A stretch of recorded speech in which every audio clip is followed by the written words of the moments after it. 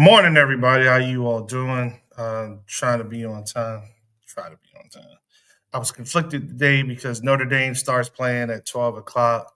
However, Duke University picked up a victory last night, and we also picked up a commit last night. So it's men's basketball season. So I wanted to get in the spirit and support college basketball. If anyone knows me, you know I'm a huge Duke Blue Devil. If you cut me now, I bleed blue, baby. That is what it is. If you cut me now, I bleed blue. And we do not rebuild. We simply reload. I gotta keep that clear going on right now.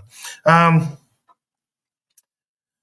hmm, I had the week from hell. Honestly, it's not a good week. Not horrible. As my man says, first world problems. Nothing again horrible, but work wise, it was rough. I had some visits. In addition to that, I had issues with a particular customer, and that ran pretty much all damn week. A lot of that was outside of my control. Some of it was in my control, and as I had conversations with my teams, like we just didn't execute as precisely as I know we can. So I was a little put off by that, but it led to some long nights, some early mornings, and some rugged conversations with them. My goal has always been to bring the people around me in and help give them the tools they need to move themselves up. If they choose to do that for me or they choose to do that someplace else, I'm fine with that. As long as they have the equipment, the knowledge, the understanding to pay attention, to be detail oriented, to execute on plans, and to set goals, and always look to do better for themselves because the better they do for themselves, the better they do for their families. That is definitely my thing with the people around me. And I surround myself with people like that in my personal life. I mean, Rodney's the dude. Thomas is the guy. Rashi's doing her thing. I don't let that slide by at all. I always try to be around winners. Still and still. That doesn't mean that I don't associate with other people by no stretch of the imagination. I take people for who they are and what they do, and I respect that. But when I let you really close into the circle, that's because I feel that there's something from you that I need, and hopefully there's something from me that you can take, because that's how we win, right? So, yeah, week from now, but I got over it, I got through it. Next week is not going to be as challenging, God willing, the creek don't rise, but it will be different. I'll be in a different locale. I have to travel for work next week, so that's cool. I haven't been out in a while for work, so I'm looking forward to that. But it'll be the same stuff, different day. Lay the foundation, let my people build from that foundation. As long as they follow the roadmap, then everything will be good. Had that conversation with somebody, one of them on Friday, and I'll have the conversation with the whole of them on Monday. Like, you know, when the roadmap is laid, all you got to do is follow the road. It gets bumpy when you get off the map. It gets bumpy when you try to take shortcuts. It gets bumpy when you do what you want to do versus what is needed of you. That's when it gets bumpy. You could say that it's bumpy when you challenge the norm, when you step outside. It absolutely is bumpy like that. But even in that space, you are on a road, you are on a path. It's definitely less bumpy, it's less choppy, it's less of a ordeal when you follow in the footsteps or the pathway that's already been laid. There's no reason for you to go out here and reinvent the wheel. It's already been invented. You can improve upon it, but why reinvent it? It's already here. Thomas has been working, working, and working, and working to get the watch up and going. He hit everybody this morning. He said, "Hey, It's all the way live. It's all the way out there. I did it. He's here. I'm not going to speak for him. He has more than enough voice to do that for himself. But first thing I did when I saw it was like, man, I'm proud of you. Congratulations. You know, keep pushing, and that's what we should do. When you get stagnant in life, for me, um, it's not a good place to be. Every now and again, you need to be still. You need to find reorient yourself and find your north. Nothing wrong with that. But if that's your everyday, then how much are you really providing for yourself, your family, and others? Because you never know who's watching, man. You just never know who's watching. You never know who's paying attention to you. You never know whom you might light a fire under or set a spark for or motivate to think outside of their confined space. You never know. You never know. I know I'm very bad at posting photographs. I'm huge at going places and doing this and doing that, but I'm not quick to post photographs. One of the reasons is I don't want y'all motherfuckers to know where the hell I'm at. That's number one.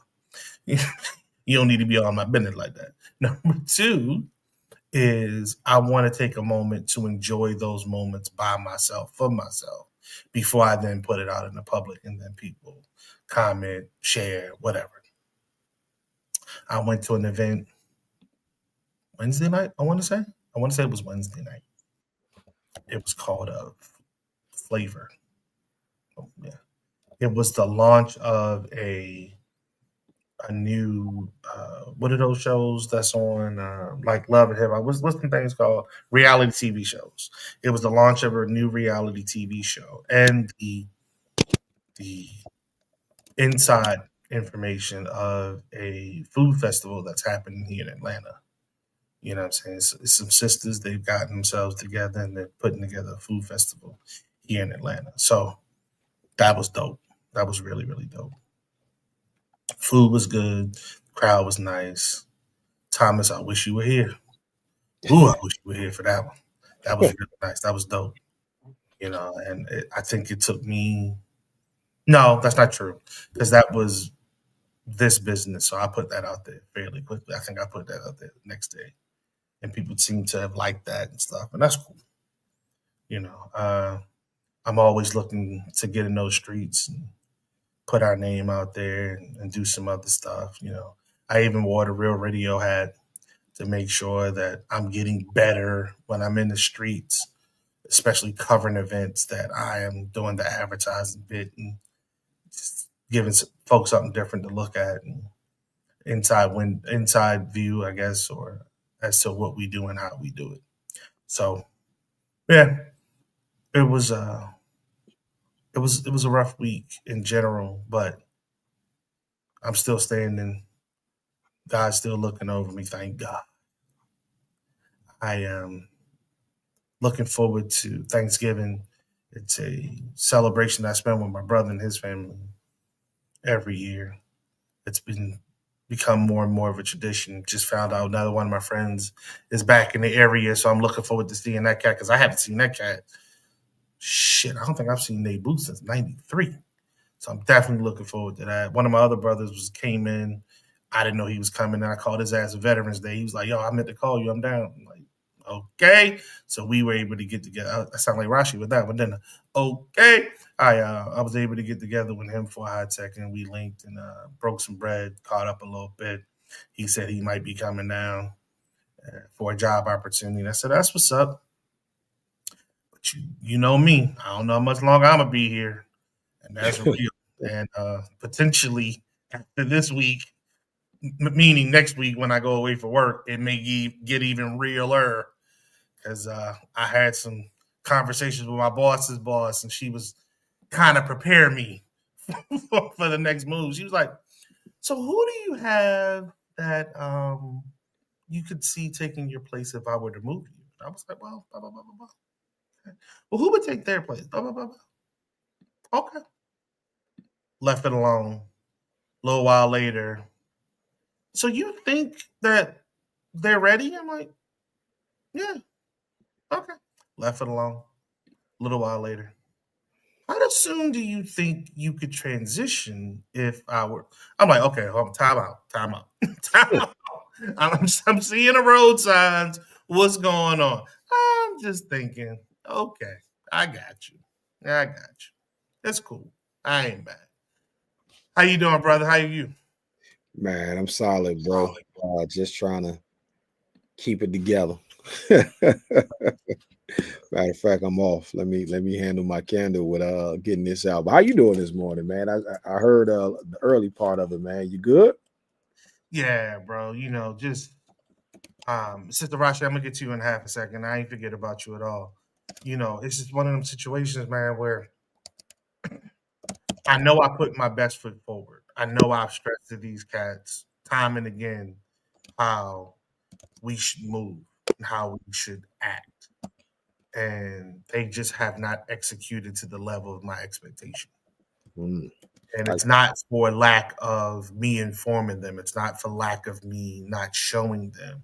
It's for lack of them, in my personal opinion. No, that's not true. In my professional and personal opinion, for them not seeing it. And I really don't know how much more I can give them for them to see it. So it's getting very much borderline where I'm like, okay, I may see more in you than you see in yourself. And if that is the case, then I may need to open up hiring again. right, Because if you ain't seeing it, if you're not willing to understand the potential here, I'm going to make sure I have people in place to understand it. Because God willing, the creek don't rise. I do move. I do not want this place to fall just because I put too much trust in people who were not ready, who did not see it, who did not believe in it. the wrong folks. Yeah, and that's some grown up activity. That's and You I've said shared with them my story. I haven't even been with the company for 4 years yet. It'll be 4 years in February this year coming. right. This is my second move. You you Who sound does that? you sound like me. Man, who does that? You know what I'm saying? Like, where they do that? What part of the game is that? You know what I mean? No So doubt. I'm Yeah. I'm letting them know, like, yo, this is real. Like, this can really happen for you at the drop of a dime, especially if you're flexible. Mhm. Because I work for a global entity. You Mhm. can you can go wherever. You Just can got literally go wherever, but you gotta be flexible. yeah. You I sound can't make you see it. You sound like me with my team this week, just making sure. Part of the reason why I dropped today was because, I had a cousin who passed away yesterday. And I was up thinking, Sorry to like, hear that. if something happened to me, like, this app ain't gonna never come out Mm, because my team ain't ready. They ain't trying to get ready. And so, and that's not to throw them under the bus. not at all. This is No, it's the reality. salute to my brother Olu. He told me 15 years ago, he said, brother, if you in a situation where people have never built a table, how do you expect them to operate properly? We're asking people to do things that they haven't done. You're trying to start a company and you're talking to people that's only been employees, right? So you They ask, can't see. And if they can't see it for them, how the yeah, hell do you do it? 100%, Gives you that audacity. 100%. And and that's not a knock to any of our folks out there. Matter of fact, it's really just inspiration to keep trying and keep growing. And it's okay. You're gonna make mistakes. I'm gonna make mistakes along the way as well. Nothing's perfect, but you just got to keep pushing. And so, with that in mind, I said, man, I've been grinding on this. This thing looking good. Like I'm saying, this thing looking good. And I said, man, you know, uh, hit the button. I just woke up this morning like, F it, hit the button. And I woke up with that on my mind, like, yo, I'm gonna hit this button because it ain't got to be perfect. Like it ain't got to be perfect, but it has to be effective, and it's effective. And Yes. so we'll work on the perfection at that point. And for anybody who's out there, because I ran across, and let me say this to y'all too, there's systems changers and there's system maintainers. The maintainers have 1,000 questions because of the cognitive dissonance of how are you going to upheaval their boss. They done got degrees. They done got all kinds of other promotions and everything else to They didn't operate got comfortable. to They operate got comfortable. this system. And here you come talking about shaking up the system And then they got to question you 24, and they don't even understand what they doing when they do it, right? They don't get it. I had a brother asking me like, so this piece about selling, I don't know about the data piece because I mean, yeah, you're gonna sell the police information, but what about the you? I'm like, bro, if we trying to reform the police, don't we got to show the data that they effing up, that we got the data? And if that's your argument, then I thought about it. I said, oh, he's a system maintainer. He ain't there to change it, even though he works and he talks like he wants to change the system. He's a system maintainer. And so, man, I mean, I don't want to call him all that, but you get what I'm saying. I just feel like I'll call a spade a spade. but I feel good after doing it. And I'll put out a video and roll out some stuff, show people how to do it and how to go about doing it. So that they can utilize it today. You don't have to wait till tomorrow. You can utilize it today. You can utilize it right now, matter of fact. Well, you said you wanted to do some stuff on the show, so whenever you're ready, you can have the wheel and you can drive that and make that work. So that's Oh, what's up. I appreciate y'all. Morning, Sister Rashi. How you doing? We ain't forgot about you. I'm You well. know How you brothers doing? I've had a fairly challenging week myself. Um, they what it's happened was. well, people when they start turning their heat and stuff on, it make the children sick.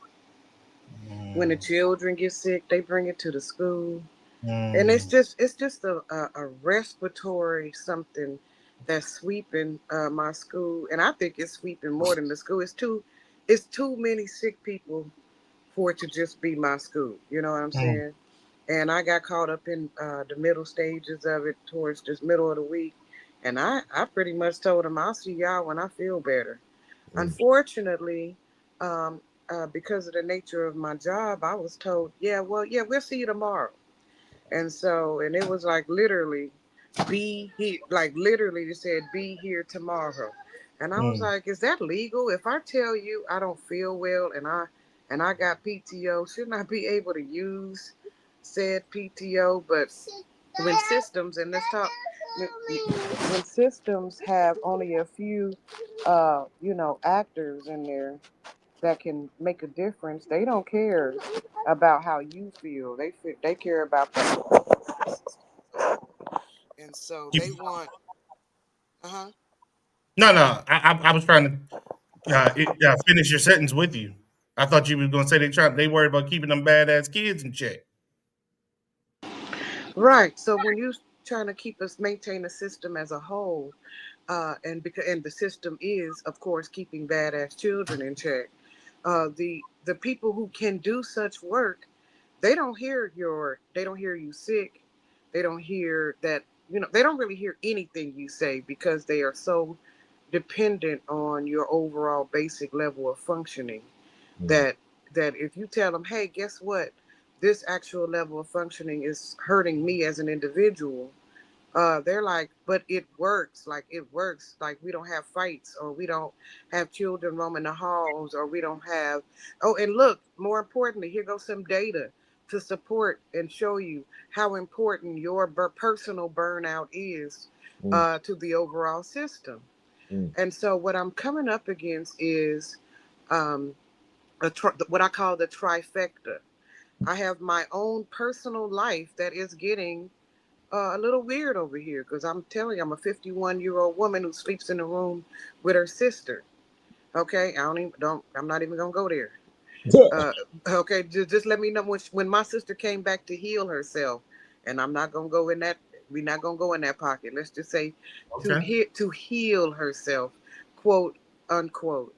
There, it ain't nowhere for her to be but in here with me. She could either sleep in there with her mama, or she could sleep in here with me. And so you eventually have to fold in like another system where even if it's burning you out, not being able to rest, not being able to the system requires you to be accommodated. The system requires it.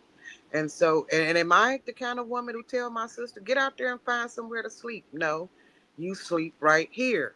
I don't care if I sleep less, we both get to sleep right here. So between family life and this respiratory virus that's sweeping the nation, I don't care. I don't think it's COVID, but it's a new virus out, and it's too many people sick with it for me to think it's not real. Mm-hmm. And then my personal life, my physical health, and then the actual constraints and demands placed upon me to maintain statistical growth. Like that's all they care. They need data and statistical growth. And so that's how they can prove that they worthy of the federal dollars that's getting channeled into the institution. And so I'm a part of that statistical growth because I don't really fuck around when I stand in front of a classroom. I'm not about to catch no L because nobody hard headed. You understand? I don't do statistical loss because Billy want to be a badass. I will contact Mm. Billy's. I told him I'm gonna make your uncle or your grandpa my boyfriend, and if you don't pass this test, I'm gonna break his heart for Thanksgiving, baby. He gonna be at that table crying. Okay, so, but more importantly, I let them know I'll show up at the house. I'll not in on some bullshit, but like, what can we do to get this? I'll show up at grandma's house. I Mm. mean, I've done it before. So I try. I've had two daddies had to come and get a mini lesson because they had the little boy on the weekend. So I told him, well, guess what your weekend is? Because he didn't do nothing this week. If I can get you to come in after school for 30 minutes, I'm gonna show you how to make him do work for you since he won't do Mm. it for me.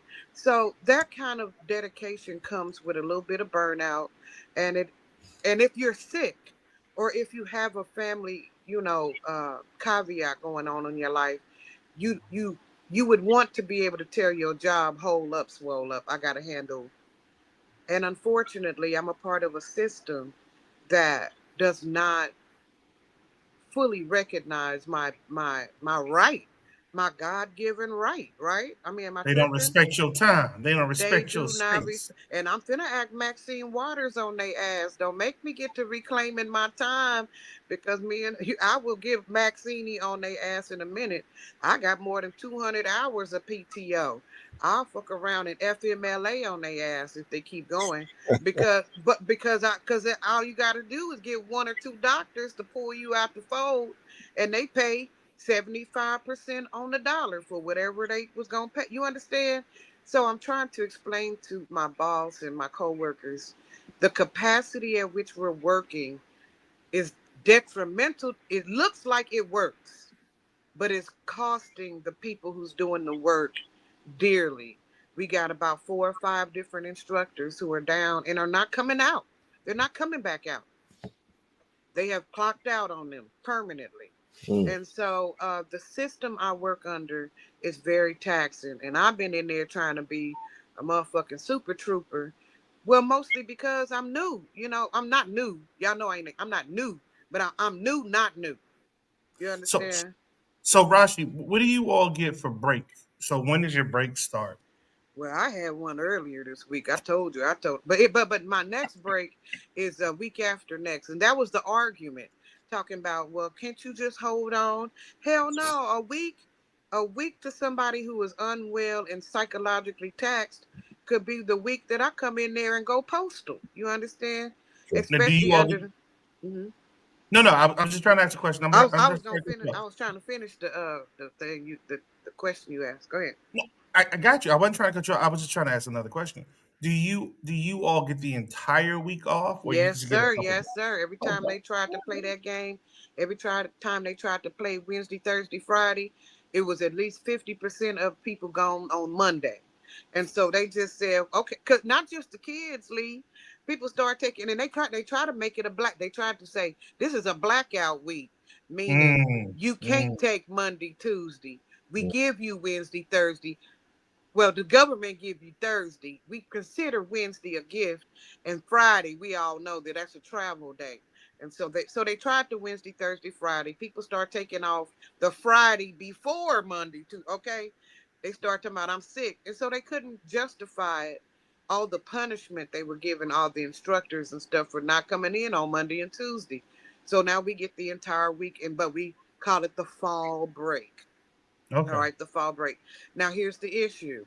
We come straight back and we only in there for 2 weeks. And For then we go Christmas. back and then we go right back out for not Christmas, winter holiday. winter holiday. So I'm looking, and I'm like, well, what was I supposed to do?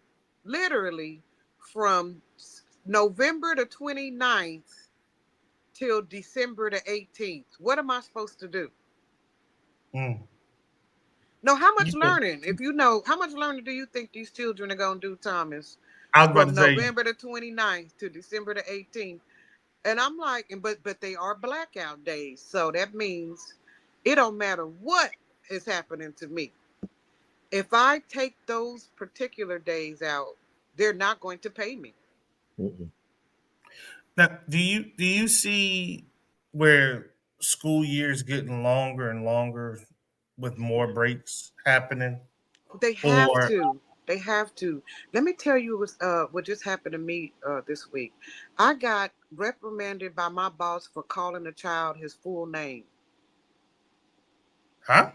Okay. He does not like his name. He's a junior. His father was abusive. His mother killed him. And Oh so wow. when you call him his name, it's a trigger. Mm. Mm, mm, You hear me? mm, mm. So, but I'd like to go on the record for those who listen saying I never called him by his name because he's already called me a stupid ass, fat ass, black, stupid ass, fat black bitch, dumb bitch for calling him accidentally his last name. So I called him the name he prefers. However, it has not shifted the actual behavior. So I don't get to I don't talk to the gentleman no more. Honestly, I can't I don't know how to navigate this situation. I Mm. actually don't. He has more pull with the principal than I do. He went down there and said I called him by his first name, and she sent me an email telling me I'm being antagonistic and taunting him. I had to line up students to ask them, did I actually say his name? No, no. You understand? I had to say, when I was teaching today, did you hear me call his name? And I had to have a line of students go to the principal and convince her that I did not call a little boy by his government name. You got a white principal? No, not white, but she is definitely on the side of the parent, and very little you can't explain to her. I never called him. She won't hear it. I never Is called him she by his name. is she young? No, she's not young, and more importantly, she's supposed to be a friend of mine. I've been knowing her more than 10 years. In fact, she called me and asked me to come to the school and work for her. She literally called me and said, come work for me. So, and she knows that this other little boy has a history of issues, like serious issues. So when you call and She send me hating on you, Rashi. so She when you hating on you send about me an something. email, so no, that's not it. It's a series of different things happening, and I'm asking like, how can I be? I'm no threat. I am no threat. Let me let you know. I'm learning. I'm not learning the content. I can teach pretty much any subject matter. I'm learning what to do when a child stand up and say, "Shut the fuck up, you stupid ass, fat ass, black ass bitch." What do you do with that? Pootie I would tang. Because be fired. Pootie there, tang. you Yeah, I'd be cannot. fired. Okay, Yeah, I'd be fired. okay. So I have called every resource officer. I said I called him one man in the building who got muscles to get the little boy out the room, and I done everything. He didn't stab. He punching little kids in the back. He called it. Hey, he's sexually harassing women who come into the classroom. Like it's a How old is the total. boy? He is 11 or 12. He's 12 now. But this is what his He got family his cell already has ready. allowed. I'm telling you, his family has allowed, and because they are afraid, it's a whole fear system. Like literally, Thomas, the principal is scared of the parent, and like you seen the May going through. The principal scared of the parent, and the parent is scared of the child, and the child ain't scared of shit.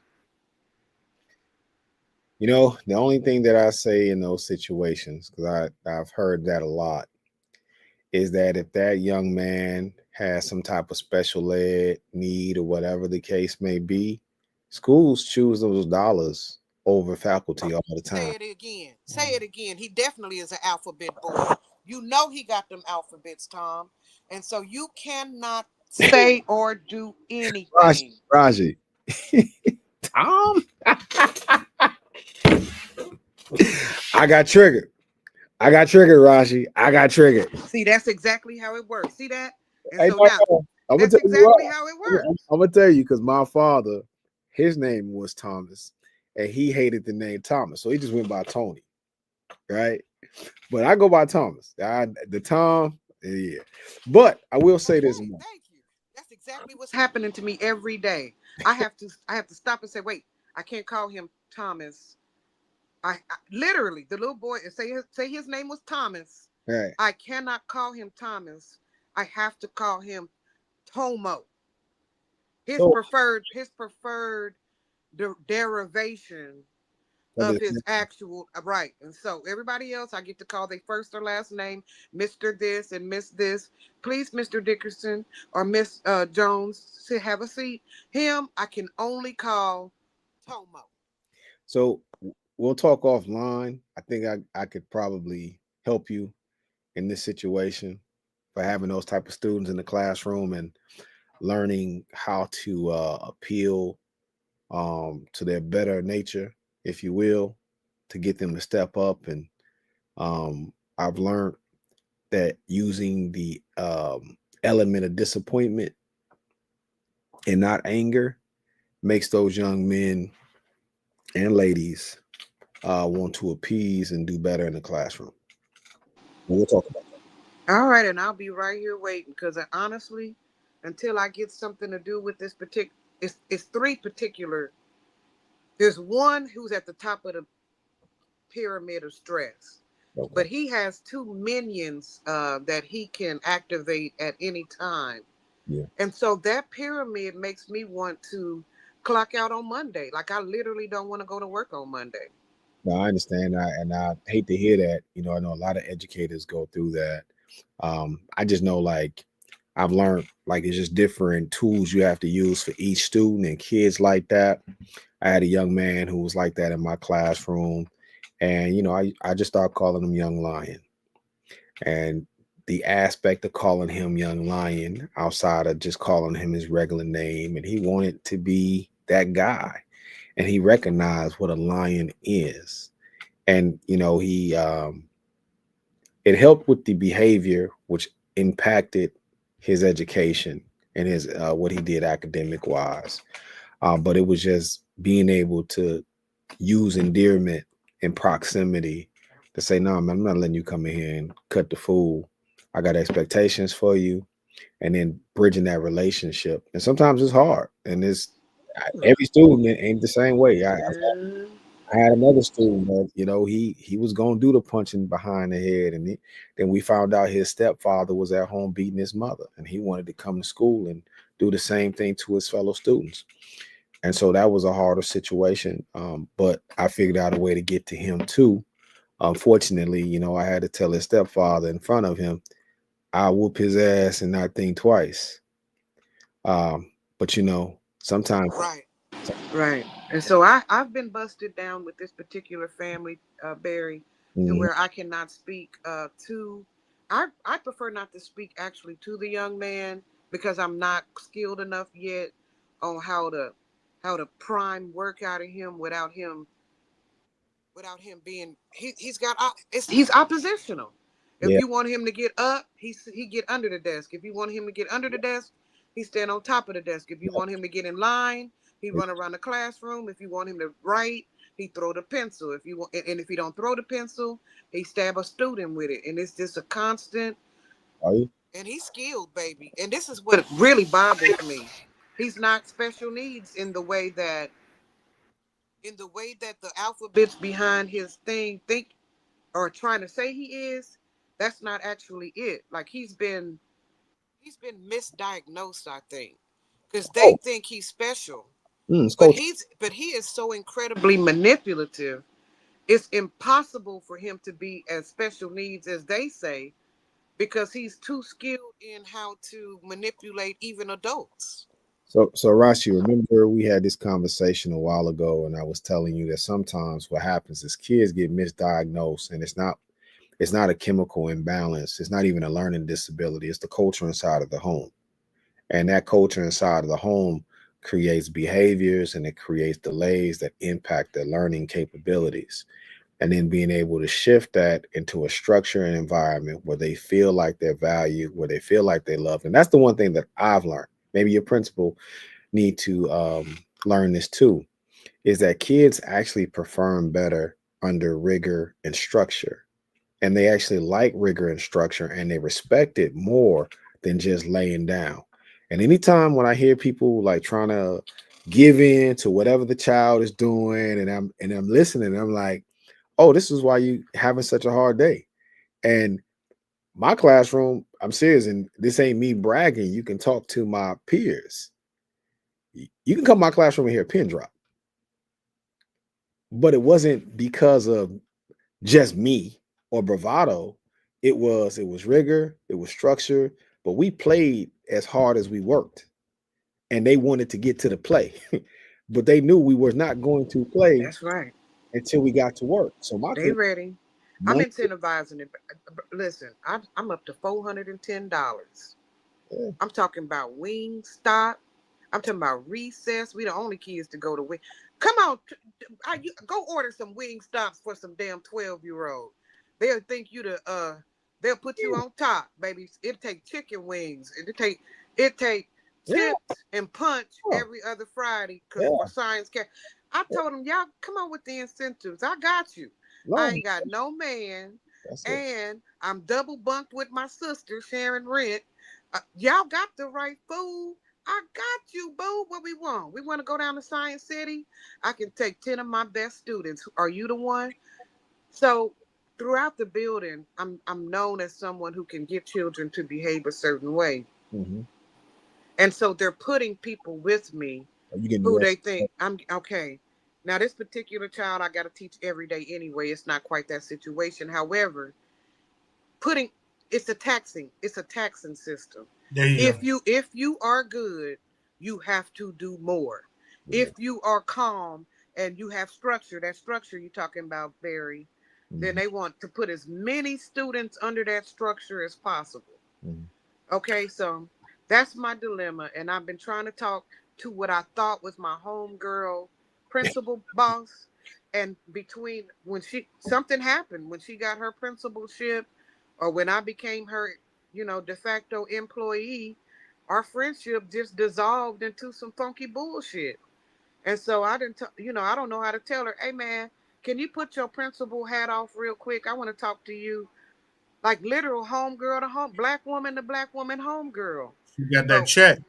but once you put that administrative hat on, they don't take it off for nothing. They don't care about the relationship that you fostered with them before they got that check.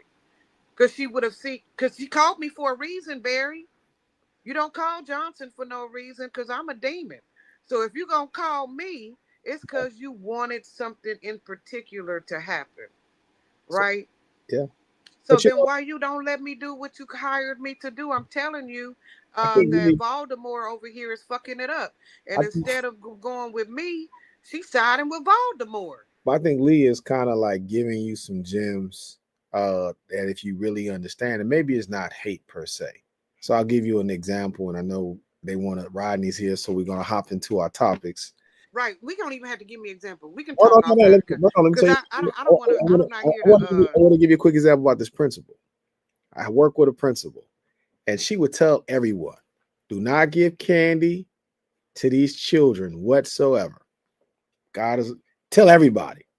I've seen her reprimand coworkers for it. I had a student that was known for punching girls in the eye, male student. I go What into the the hell's wrong with these kids? man, listen, watch his mama get beat up, so he feel I'm like telling you, y'all not listening to us. You better get to listening to these teachers. and so then I go up in the principal office because I had to print off some stuff to send to some parents. Why is he sitting on a tablet eating Skittles, Rashi? And when I asked, who gave you this tablet She and did. gave you the Skittles? Or the Skittles. Because he didn't punch the student in my classroom. He did this on the bus. So he ended up in the office before he got to class. Right. And he's like, oh, Miss Tony gave it to me. Every time I come here, she gives me Skittles and a tablet. I said, what? And I'm asking her in a meeting, like, how are you telling people? Then I realized the thing is, it's a competitive piece. If they're behaving for you, Rashi, and they're not behaving for her, it's like, what are you doing? And so I got to throw those hurdles your way, because in some instance, you are messing with my ego, because what you doing that I can't do. But we can talk about that later. But that's baby, I don't suffer fools. I tell them I done got rid of 2 husbands, 1 daddy, 1 brother. I'm halfway to my sister. I have no home girls, no homeboys. If you show me some fuckery, I'ma call you on it. Y'all is it. This is it. My 2 online brothers and my online de facto semi daddy. This is it. This is it. This is it. Okay, because Rodney, you got another daughter. baby, and he had another daughter 5 years ago when we rode in the Taupe Monster, and I was like, y'all leave my daddy's truck minivan alone. So that's And right. he got it back on the road, by the way. He got it back on the road. Rodney, you are not okay, we're not going yes, there. he is. Oh, no, Yes. actually, this is an excellent segue, because you listeners, you better go revitalize your minivan and put that motherfucker back on the road, because the prices of a car, the prices of maintaining a new purchase are finna bite you in the ass. So, Mr. Rodney, school them on how you revitalize the old instead of going with the new. Hey, it's all about the dollar bills, yo. It costs about $350 a month if you don't pay for your car in cash. And so every month I drive that old van that took me and brought me to the gathering last night, took me and brought me to Alex's dinner downtown the night before. Hey, that's $350 a month I still have in my pocket. So Shit, it's easy math. my car payment damn near more than damn near double 350 for real. For my new one, yeah, that well, it's not. Barry, you own your unit? You own your travel unit? so That's not separate. It's close. so I currently, my car broke down, so I'm looking to get me a new Mercedes or something. And that's Oh my God, Barry, the police stole my car 2 weeks ago. the police. Hey man, that's crazy. Now, Hold hey, on. Okay. The police Okay. steal your So car. when the police finds you without a license yeah. in a car that you haven't registered, with tags from a different car, with tickets pending from court dates you haven't been to, they act mad weird on you, man. They act real weird. They start getting real fucking petty on you and shit. But let me tell you how deep I am. They got a record or something on Johnson in the record. So he said he should have arrested me. Honestly, I should be in jail. He said, ma'am, Stop. can you Stop please the get out story. of your car and walk away? But on the ticket it say I got arrested. But the police told me to get out of the car and get my shit and walk away. I said, oh, okay. So I don't know Right. what's on my name in the system, but they would rather say they arrested me and I ran away than actually arrest me. I don't know what that's about. Right. Did you say you didn't have a license? Okay, The I've been car, working on that. the car wasn't registered. Okay, see, I know I bought it 5 years ago, but see, what happened is I didn't quite have the. Okay, yeah, but they stole my laundry too. All my clothes was in the car. I was going to the laundromat. They stole my work clothes too. Hold on, I'm not finished. And you said you had tags on it from See, another they car. had took the other car when they gave me the ticket last time. They took my tags, so my niece had to give me the tags from her broken Lexus, and so but it was from 2024, so I had to listen. You got man. We gonna hey They Roger. was acting mad weird. The police was being weird, bro. Okay, hold on. So you don't have a driver's license? Well, see, what happened is I had got falsely accused of an accident about 15 or 20 years ago. And I told them that wasn't me, but they would feel I had such a bad lawyer. He knew it wasn't me. Okay, this is how bad my lawyer was. he was hired by the nigga who actually did the accident. That he was such a shitty lawyer that I still got charged with the motherfucking crime. Like it's okay. Never mind. I can't. Oh, never mind. Hold on. This is really this is wrecking my brain. Yeah, we're gonna get to our topics, but this is wrecking my brain.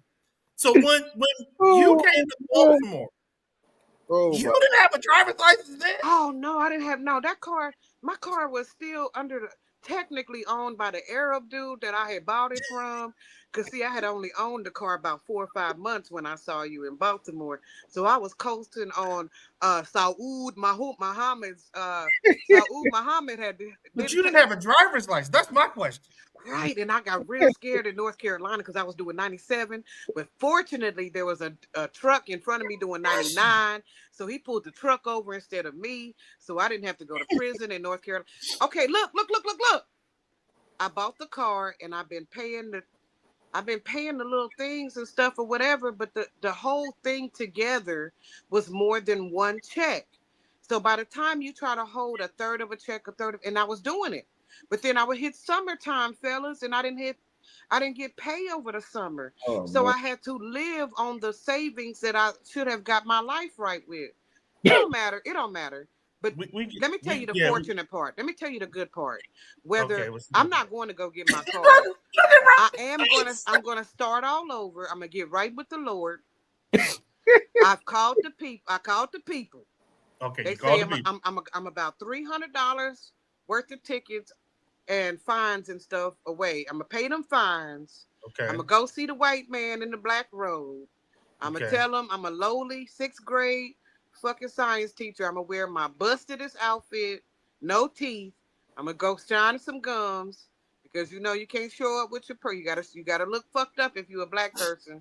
If you go to court looking rich, they play with your life. If you go to court looking poor, they try to help a poor negress like me.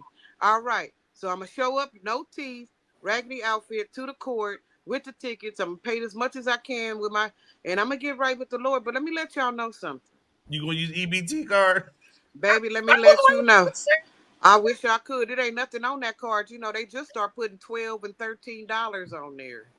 So it ain't no point in bringing the EBT card. They been took that money. When I started making $19 an hour, they took that. And then both of us, all three of us know 19 don't do it. Yeah, damn sure don't. 19 won't do nothing for you to take my stamps. Anyway, so yes, Thomas, while your car is broken, my car is sitting in a tow lot with at least 4 loads of wet laundry. So whoever get my car is gonna die of black mold. Now, whoever buy that motherfucker is gonna have to take all the seats out, the upholstery, the whole window's gonna be fogged over with mold because they catch me going to the laundry mat.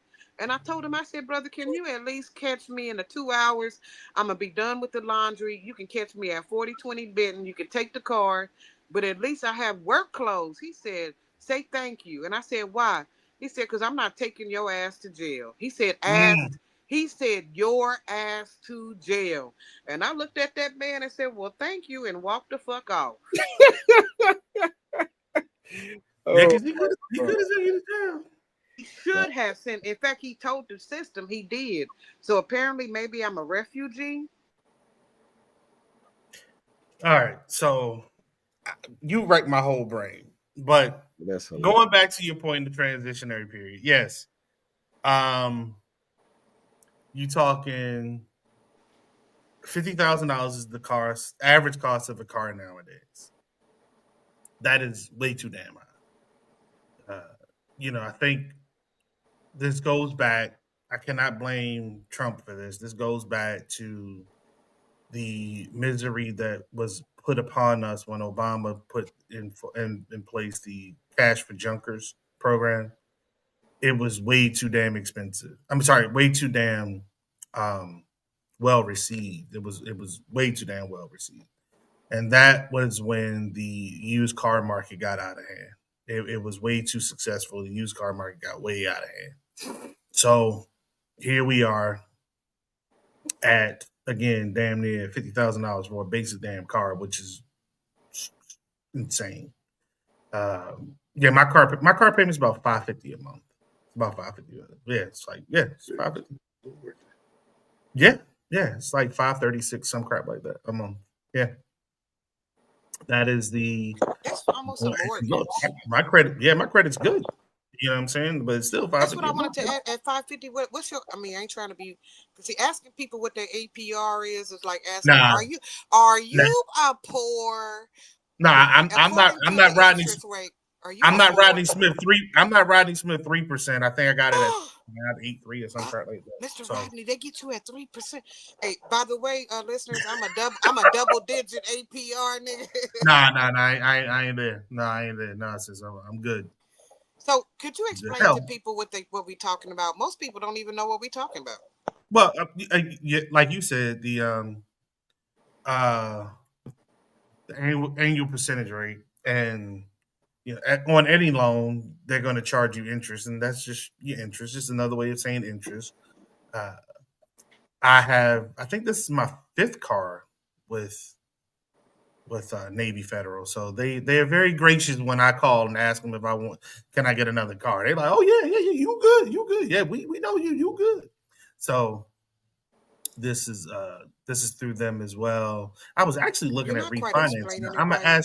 I'm gonna ask USAA, will they refinance it and see Okay, what that comes listeners, what we're talking about is based on your credit history and what you done fucked over in your finances in the past, divorces, apartments you've been evicted in from, bills that you have been unable to pay. Sometimes it's just your age, right, Mr. Rodney? They don't like to play with people from 18 to 21. And I don't think they like to play with them 70-year-olds off pushing too, because they don't know if they're going to do a return on interest, right? So, depending on how old you are and how responsible you have been with your money, when you go to make a big ticket item purchase, a car, a house, a boat, come on. I don't know what else is people buying. I guess a Birkin bag, whatever it is you're trying to make a big ticket item purchase on. If you don't have cash on hand, you have to then ask people who have cash on hand to give you said money. And they say, okay, cool. But you might be one of them funny actors who don't give me my money back. Or we have to make money for the act of lending you money. So, depending on your viability as a person to be lended to, they will give you a different APR. And I think this is racism. I like to go on the form as It's saying not this is racist. Well, okay, it is okay, all right. racism to a degree. Okay, Mr. Rodney, you shook your head. Can you please tell them why I think this is It's active racist. It's racism? racism to a degree. Well, in a nutshell, it's because the factors that they use to determine what a credit rating is are typically adverse factors for Black people. And so, because of that, it's built into the system. It is inherently racist towards Black people. So, we will pay greater interest. Your location sometimes could even play a role in it. You don't even have to be a poor. You just live Right. with poors. With poor. Well, So once you, hell. once you have gotten that credit, okay, now listen to me, listeners. If you get that college credit card and you don't get right with it, right? If you rent an apartment with your man and he leave you in the apartment and you eventually have to leave with a negative rent value. If you get a car that gets wrecked and you have not fully paid for it and your insurance don't cover the total. Like it's a lot of ways to get into poors, right, Lee? If you Mhm. if you if you get divorced from the breadwinner and you the poor and you go immediately into the system after he take his money out of the household, you get a higher APR rate. So when you get ready, even if you have some of your money, you didn't worked all year, at your CNA job, and you got your money, some of it, and you get ready to buy a car that can get you back and forth to work. You buy in the little two bedroom, one bath bungalow in your community that's supposed to keep you housed, stuff like that. When they get ready to loan you the money, they do an assessment of who you are as an individual financially. And they start tacking on, and this is the sick shit, extra money for you based on how scary you are as a loan interest. So I am extremely scary. Mr. Rodney is not scary at all. And Lee didn't tell you, but he's in a single digit AP. So there are people who have, when they get ready to Whatever. borrow money. Look, the last car I begged the government for, they told me I was at 14% APR. What kind of Good bullshit? Lord. They told me I was so poor. Good Me Lord. and my immigrant husband, we were so poor. They wanted a 14% APR. We was in that motherfucking office so long trying to call somebody who wasn't racist. I don't care what you call it, Lee. That's all we were looking for was somebody who wouldn't racist us. We was in there, so the lowest we got was 11. I am a double digit APR, and I think this is a valid conversation You because need to join the credit union. people, I'm with Mazuma. It's a local credit union. I went straight to them because when we got through fucking over the money, Lee, Bank of America wouldn't issue me a credit card. It Right. wouldn't because when you play with the hello people, if you too poor, you can't get a bank account. Yeah, you're right. And so people don't Unless understand. unless you go through a credit union. Now Or that your is the job. advantage of You credit have to union. get a job who mandates you to have a deposit system, and then they'll try to give you a fake ass. I don't know what you call it, but it's a fake ass. It's a fake Look, ass the little, account. little credit card joint, the little pay card. Come on, somebody help me. I know I'm not stupid. I got one where they give you an account, but don't come asking them for no fucking loan because they'll slap the shit out of you. It's Mm, literally just a bank transfer monitoring system where because your job insists on giving you your pay via electronically, they right. can't cut you a check. Somebody has to offer you an account. Mm. Okay, this is how deep it got in the street. So there are going to be several people on our listening poll who don't understand what I'm talking about. I got to. But hear this, we're about to hit some financial funny money times, meaning, yeah, you got your job, but can you get a bank that'll give you an account? So Yes, you got a little money, but can you get a loan to get the rest? So that what do is you think? definitely a conversation we need to be having, Lee. What do you think about the 50-year mortgages that Trump is proposing? Another You sham. Another This is it. show Perpetual renting. Perpetual renting. That's all it is. Tell me the difference between renting for 50 years, 50 years, 50 yeah, years. Okay, yeah, and he also there was a caveat to it that they would be mobile.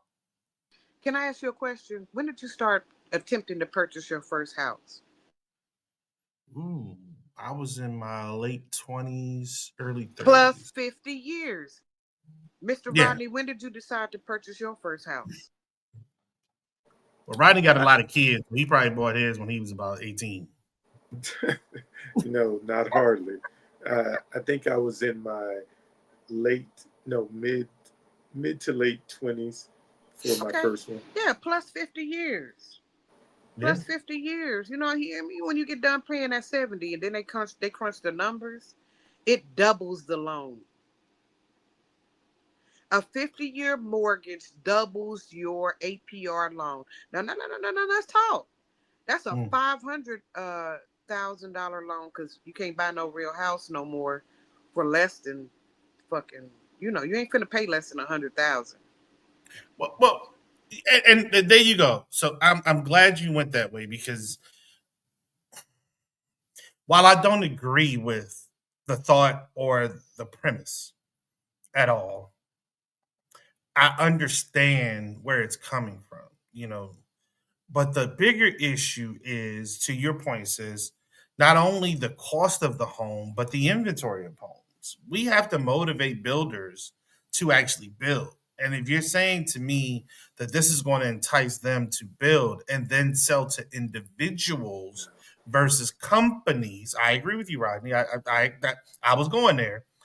Then okay, I got you.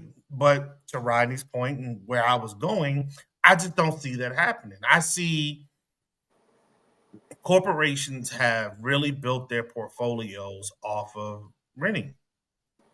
They've done that. They've really stuffed their sheets off of renting to folks because there are certain cities in America that it's just too damn costly to live in. I posted an article in our chat the other day, and it was a cat that said he got a job with Google, but lived out of his car for 3 months because he couldn't afford rent in San Francisco. It's crazy. It's $5,000, $6,000 to live in some damn places. Who does that? Who can afford $5,000, $6,000 in freaking rent? Rent $4,000. Hell, down here in Atlanta, in Vegas. If you look at some of the homes for rent in Vegas, you look at a traditional 4-3, it's $2,000 a month. Easy in Vegas. Don't ask me how I know that, Rodney. Just know that I know that. You know what I'm saying? In Atlanta, it's the same thing. Hell, you DC, Northern Virginia. I mean, how You can you ask in somebody in a Kansas one-bedroom City, apartment? in Sorry, go ahead. Kansas City, in Kansas City, Missouri, Mm-hmm. for a let me say it right, studio apartment, Mm-hmm. $975. Mm. Mm. But that's the Chiefs' fault. That's the Chiefs' fault. So when you do stuff like that, when you bring championships to a city, it takes people to either invest just by investing or move in because they want to be around winners.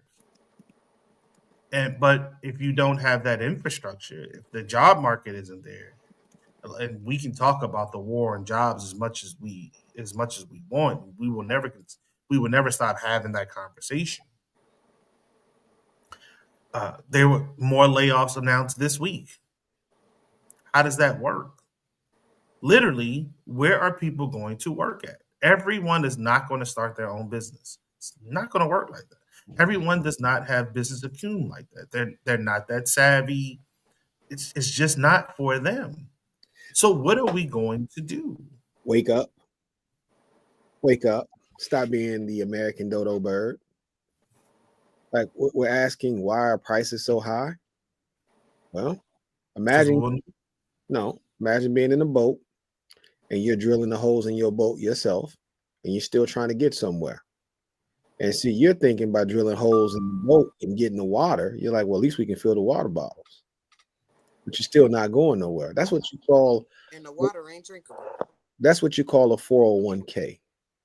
Mm. That's what you call portfolios that are stuck or plumped unnaturally with real estate tycoons and robber barons who are making those 401ks look good. Yeah, your 401k looks great. But now you're saying that that house that was once, worth 120,000, 75,000 is now worth 300,000, 500,000. And you're saying, but hey, look at my portfolio. It's nice though. And are you looking at your portfolio? Are you breaking it down? And to back up what I'm saying, I got that when I went to the state of Minnesota and we were having a conversation about rent control at the state capitol. A couple of lawmakers, they plainly explained. They said, yeah, we could put rent control, but most of our voters have 401ks. And when you look at their portfolios, they are making their retirement off of real estate. And when you control that rent, that's going to hurt their portfolios. And that's part of the problem that we have in America. It's these jackleg fixes that breaks in other places. Mm. And so what we have to ask ourselves is, why do we have these unstoppable real estate brokers who go throughout every country? In Atlanta, where you stay, Lee, one of them, I think, was BlackRock, went and pretty much bought an entire black neighborhood in a week's time. Yeah, huge issue. So this week I had a meeting with a company that were trying to help me and my staff. We're trying to figure out our benefits, what we're going to do with benefits. And so they gave me a presentation, and they gave us a presentation on life insurance, and then also being able to invest, from the insurance policy. And it dawned on me looking at, they were talking about the S&P, they were talking about the index, and then at the bottom they had BlackRock. They had BlackRock at the bottom. And so that's something that I think that we need to discuss on a higher level. We have to stop trying to figure out the technicalities of why getting fucked over is a good thing, because we do that. We will literally summarize and ask the question. So Rashi, when they took away people's pensions and they switched over to this 401k model, that's the reason why it's so hard to afford things. And you add in the tariffs and the cost of metals and things of that nature, that gets passed on to, not to mention labor costs, right? yeah, all those things go up. And so, once Because again, they fired Manuel, so they gotta hire Todd. mhm. So those are the types of things that needs to be disbanded. And if the Congress was Why you doing, shaking your damn head, man? I said the truth. They pushed Manuel on out. They handcuffed him and shuffled his ass out, and now it's literally They Todd deported Manuel's ass. and Tyrone, and you trying to, and Tyrone want his fucking money, and Todd Yeah, won't, you know it. and Tyrone won't lift a brick. I mean, Todd doesn't lift a brick without his fucking money. So Mhm. so the actual building costs go up. If the building costs go up, the rent has to go up. Yeah. When Yep. the rent goes up, it enhances the 401k plan of the investor in real estate. Mhm. So there's a okay. And So then you got to think, Rocky, You right. You right on point. Yeah, you right on point. you got to think it's not even just about the investor, air quote. These are common people. The same people who are saying, damn, man, this house is too high. But look at how my portfolio is growing. You see what I'm saying? Drilling a hole in your own boat, saying, oh, but I got, this, I can fill up the water bottle, but are you going to get anywhere? that's some deep shit right there. But we saw that. But isn't this like the tail end of the 2008 housing crisis situation? It's Are worse. we not just right back, or I think is it's this worse. a different finger on the same hand, or? So I think it's worse. I think it's worse because I think that there's a level of intentionality to harm the economy. And I don't think in 2008 they were intentionally trying to harm. I do feel like they were trying to steal, but I don't think they were intentionally trying to harm. And I just saw a piece this morning about the Department of Homeland Security and this $200 million fraud thing they got going on, right? Like they're stealing at every part of the government that he's propped his Oh, people. you talking about the commercial the girl did, the little video? Well, no, it's not just the video. It's about the person that's up under her husband getting a $200 million contract. Yeah, to make the video. No. Not just for a video. They're saying that this person that they contracted through, he's responsible for making sure that the borders are safe. They're not just talking about a video. This is an ongoing thing. Oh, that's something different then. And Because so, I'm sorry, I saw where Nome was being questioned because there was a no bid contract awarded to um when you chase the money, it was a no bid contract awarded to the husband of her publicist. well, they And this said, is go ahead. well, they were saying it wasn't her publicist. They were saying it's because this person works at DHS with her too. It's her husband. It's slated out in Delaware, and they were saying that that company was created 2 days before they gave the contract, right? Mm-hmm. So this is an ongoing government vendor, and if you ever did any vending, like if you do vending with the state or the federal government, it is a tedious process. Even to do like for the park board here, it's a tedious process. Anytime you are doing government vending, right? But that shows you Like, because this person is a vendor, Lee, and that's and the reason why I'm saying like it's not just about publishing. Once they are a vendor, that means that they can go throughout anything. Once you're on as a vendor, and So, um, yeah, well, we talked about this from the jump, right? This is all about them stealing off the top. This is what this is all about. It's about money. It's about money and power, and they are definitely skimming right in front of our faces, I, and not being shy about it. I think they Not do being it. I think they do it worse than skimming. Skimming means you're taking it off the top. Man, they taking the whole pot. Now, what they do is they'll give you the little cream off top. You know, the skim is for shy. you. The skim is for you, right? But the whole pot is for them, right? Mm. And so this is a little different, and it's more, in my opinion, this can we can wake up any day and really find out that the U.S. is just flat out broke. So I've seen two reels that I want to share before we start talking about the vote to end the government shutdown and the shutdown itself. One was this brother was saying Trump is the bull in the China shop Mm-hmm. that's tearing up the China shop. It doesn't matter if you take the bull out of the China shop or not, that China will never be able to be put back together again like it was. Mm-hmm. There will always be something off about it. Mm-hmm. The other was um, the brother Noah, the brother that used to be on the Daily Show, and he was interviewing Jon Stewart, Yeah, and he said Trevor. Trevor Noah. He was interviewing Jon Stewart, and he says, Trump is a black light to American democracy. And Jon Stewart was like, for someone that stays in a hotel room, that's a bad analogy. I wish you wouldn't have said that because now I got to think about all the stuff that I may be sleeping on because you may not see it, but you've been sleeping on some mess whenever you're in a hotel room. And I'm thinking about those things because not just the election from a week past, because it's been a week now, but as we moved into this week,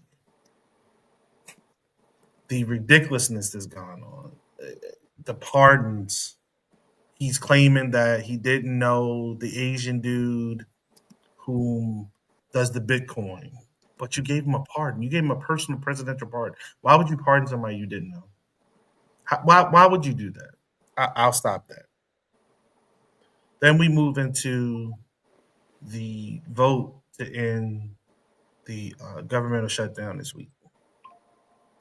Now, you can call it whatever you want to call it. You can call it a cave in. You can call it lack of cojones. You can call it political movement. It does not come across like a true victory at all. It comes across like we were sold out by the idea and ideals that the Democrats put before us. I looked at the list of folks who voted for the ending of the shutdown, Democratic side and the Republican side. Vast majority of the folks whom voted for the ending of the government shutdown are not running for reelection again for a couple of years and or are retiring. So they had very little to lose. This was the longest governmental shutdown in U.S. history. It lasted for 43 days. Again, the Democrats put before us that they were fighting for healthcare extensions. I'm sorry, which they did not get uh, for any of us. The only thing that they got Wait, hold on. was Yeah, a later date confirmation. Is that not some man shit? Hey, honey, I need to talk to you. We'll talk later. Like literally, we'll talk. Okay, hey, I have correct. some things to address to you Correct. about some finances, some stuff I saw missing out of our account. Right. All right, honey. Listen, I know that you saw that. I'm not saying you didn't see it, But can we talk about this in 1 to 2 weeks? And I There you go. will. There you go. I'll be ready to discuss the money missing out of our account in 1 to 2. That's some deep shit. Yes, it is. Well, So I do this want to say that part of this, though, is the fact that you have so many Republicans that honestly are Democrats.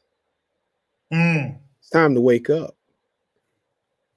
Come on, speak on it. Speak on I'm it. talking about Republicans that voted, No, people that voted Republican. Democrats that vote Republican. no. I said exactly what I meant. You got a lot of Republicans or Democrats. Right. That's your 8. You just didn't see your team score a touchdown. You didn't just see y'all up by 40. Now you start running touchdowns. You start scoring on the opponent. Other people's end zone. So why are you doing that? Right? Because if it's about people being hungry, if it's about all of these things that they're stating, we also saw in a lot of those states governors giving money to those people to cover the SNAP benefits. The governor of Illinois did it.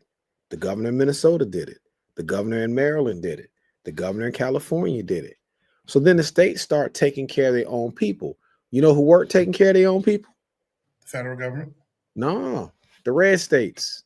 Now, see, we do a lot of shit talking between the states, right? This is where the rubber would have met the road. This is where the rubber would have met the road. And this is chess versus checkers, and some checkers players hop their ass on the chessboard. Just telling you, that's what it is. But maybe they're not checker players. Maybe they're just Republicans who call themselves Democrats. And maybe people need to start paying attention to people like the senator inside of Pennsylvania and the shit that he says out of his mouth. Featherman. And then you need to take a look at Tim Kaine and some of he's a blue dog. Virginia. Right? So, and let also me mind, brother, let me cook a little bit here. Yeah, go. That the women took over the state. You're dealing with a lot of white male ego too in some of those spaces. Because remember, he was once the who? What was he once to Virginia? Governor. Okay. So you got to understand when things start getting pushed a whole different direction, jealousy takes over. Sort of like what you was telling Rashi with that principle of hers. Shit don't make no sense. So why would you go and do it? And one last point. I don't know if Chuck Schumer told them to or not, but there's always something said when you're in charge and the troops don't follow you.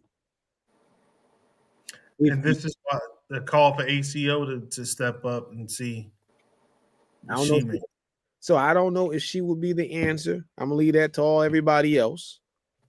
You meant AOC, right? I'm sorry. AOC, yes. I apologize. Yeah, I don't know if AOC. Don't get me started. Put some spec on that Mexican's name. Well, I don't know if AOC and Jasmine both are talking about running for Senate. Right. They didn't already shut Jasmine down. They did some shit. They did some shit under the table where they took some of her power. Like she's on the appropriations committee, right? Yeah, but they did something. She said it. She said that when she got ready to flex somehow that somebody had did some underhead and shit, and they did something to her to where she don't have the same amount of power she used to have on the appropriations committee. So she has been on a campaign trail. You know what I'm saying? So this week she's doing doing some polls in her district to see if the district will support her. Right. So that'll be this week. That's one thing. The second thing too is she stopped speaking as much on a national level and started focusing on Texas because they were trying to take her voice from a national aspect. One thing I do want to point out through all of this, and I said this the night after the election, and me and Rodney had this conversation. Part of it is Ken Martin is here from Minnesota. Typically, what you have is when parties start moving in a specific direction, they typically get their marching orders from the national party. You have not heard under Trump who is in charge of the Republican Party. Trump. No. Who is the chair of the Republican Party? It's that woman. Because somebody occupies the space, but who's the person? Right. Ken Martin is over at the DNC. When have you guys seen Ken Martin on television? All this stuff has been going on, right? When have you seen Ken Martin? I was wrong. It's Joe Grutez. You ain't seen him. You don't know who the hell Joe look like, huh? No, that's the Republican chair. You're right. But Joe, where's Joe been? Has anybody heard anything from Joe? No. It's the norms. It's the norms that typically happen in politics that has become abnormal in this space. And I only say that because typically when you are the party out of power, your chair all over TV. Is over the TV because they're leveling the message. Yep. Leveling the message. And right? To send everything they can get on. Okay. To send that message out, to let the party know and let the people know that the party is still fighting. You are absolutely right. Because if you don't fall in line, what do? They take your money away. Yeah, they do. Right? So we had 8 senators who went against the grain. And I want to call that roll call. That's why I was trying to get into that.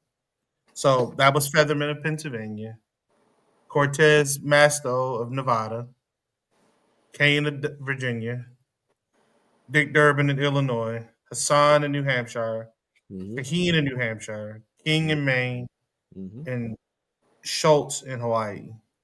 Though they all voted for ending. What about Rosen? This was in the Senate. This was in the Senate. Rosen.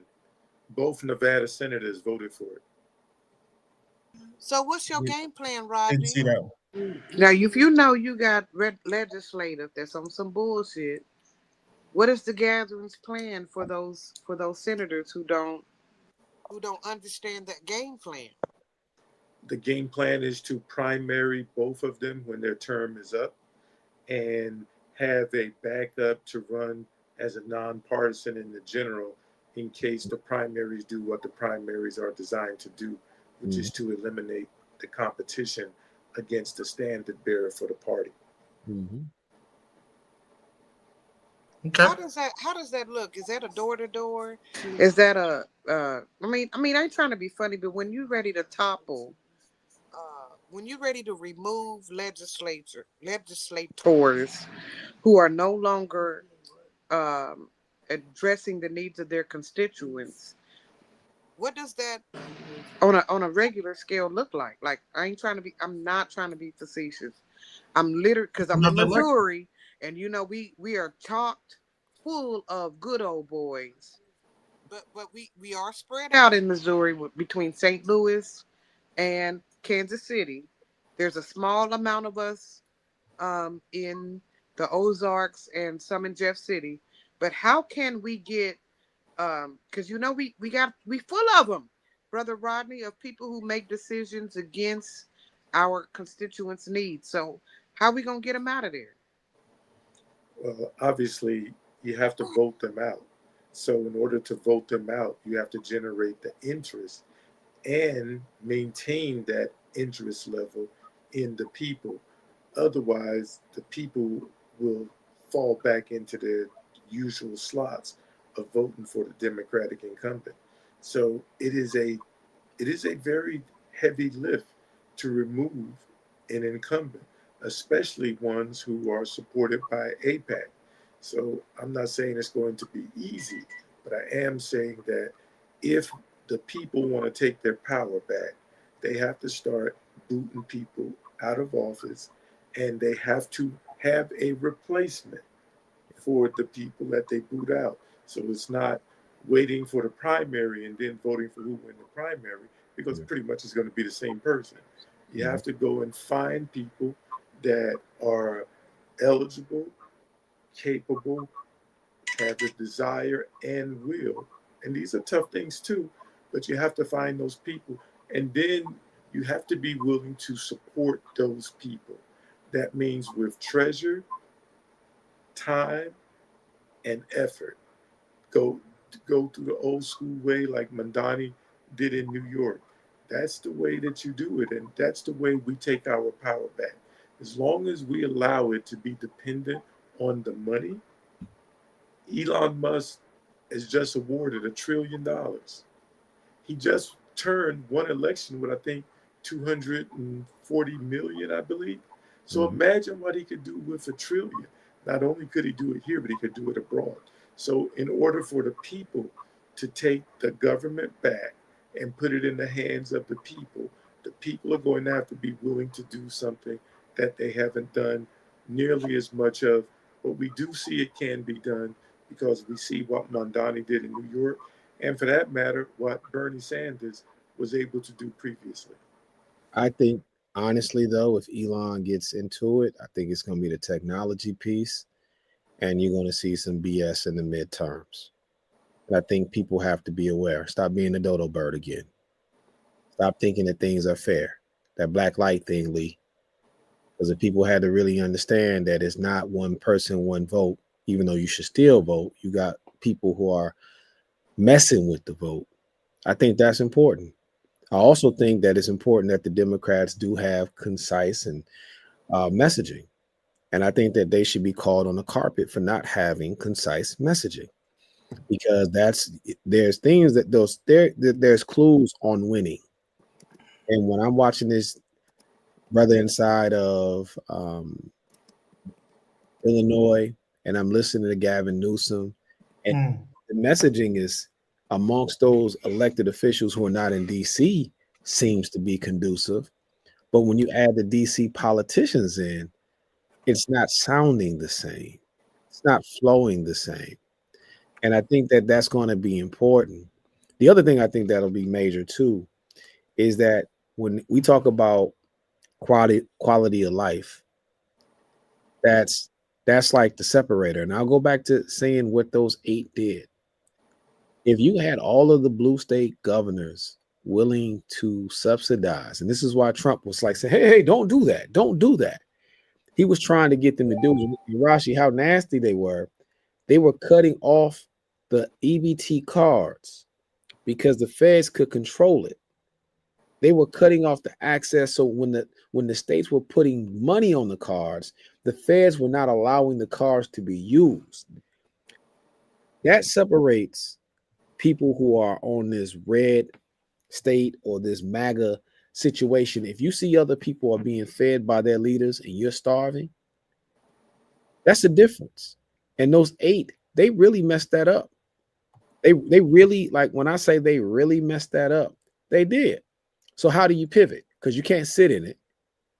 It's already done. But what are you going to do about these premiums that's going to go up? Because you have people who have preconditions, and I just heard Trump joking about it this week. They're not even going to grant visas to overweight people to come into this country. Overweight people? Yeah.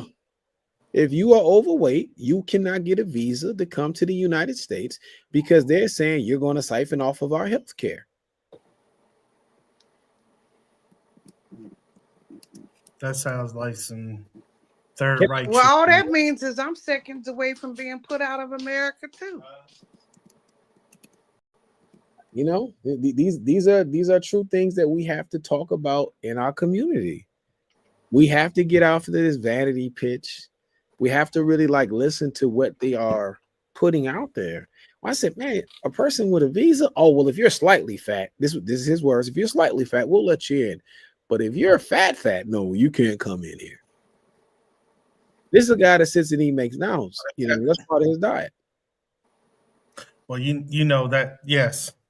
I was going to say the same thing, Rodney. That is definitely targeted at black folks because Rodney, you look at our no, Lee, no. I ain't trying to be funny now. I done seen some big white people now. They got the resources to get nice and plump. But that's not what I'm talking about. What I'm talking about is if you look at your height weight chart, that is not meant for black people. That is not meant for people of color. Because we are not walking around at 6 foot tall at 160 pounds. That is not cute and that ain't cool. You everybody and their mama gonna think your ass on crack. You're 130 pounds, 160 pounds, you 6'2". Or you got AIDS. There you go. Something got to be wrong with you. Yeah. We see you now, sister. Yeah, something got to be wrong with you. Something got to be. We ain't walking around no damn 5'10" and 50 pounds and all. We ain't doing. Or you're on Ozempic. They will make an exemption for Ozempic. Okay, well, in our community, something wrong with your ass. You that tall and you that damn skinny. Something wrong. So no, we ain't doing that as a norm.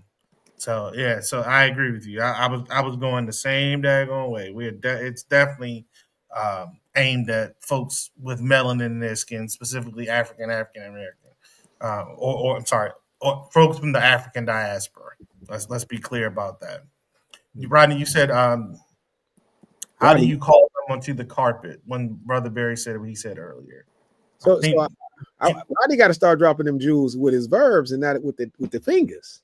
yeah, well, I don't know why he don't be talking, but Rodney, I think the way you do that Yeah, he be is typing the hell out of us, and we have don't to incorporate. And He it got to be put such valid he got to points, put and his I'll be face like, up to "Why the. are we talking too much for you, he, brothers?" he Like, be like say it this. like He it be was like a poison. I'm like, damn, brother. I thought about this more than 5 years ago. I was like, Oh my God. why don't we just have him? Now, see, this is our issue. Now, look, something is happening to where we can't get into the chat box.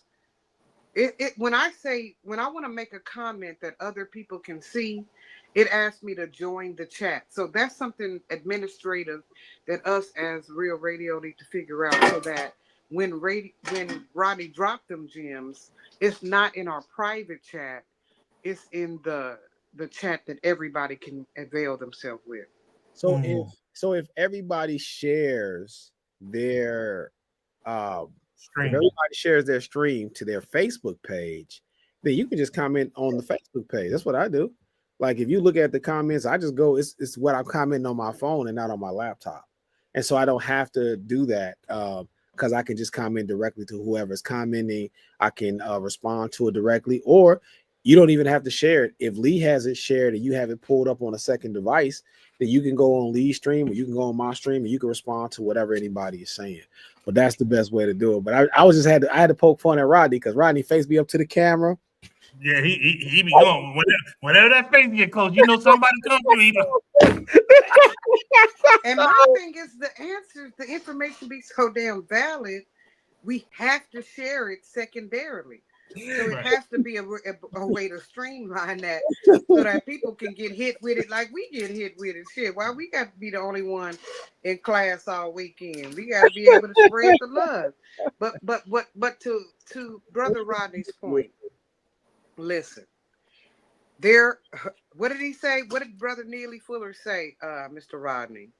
If you do not understand white supremacy and all of its 11 tenets between education, health, media, you can run down the list if you type in Neely Fuller Jr. and the code. It's the cloak. I just call it the code. If you don't understand it, when you think you're doing something pro this and you have not analyzed it under the sphere of racism, white pathology, which is what my friend told me to call it, instead of supremacy, we need to describe it as racism, white pathology, then you don't know what the fuck you're talking about. Like, clearly, you don't even know you haven't filtered it under the right gaze in order to make a positive assessment. And if you can't make a positive assessment, Mr. Rodney, you cannot act on it in a way to actually negate the consequences. So you have to know and nobody is willing to redo their gaze, not from my personal point of view of what I think is right, but the gaze of racism, white pathology, which rules over and controls your overall behavior, whether you think it does or not.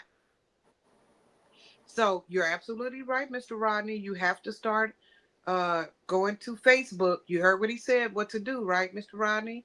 You go to your Facebook page.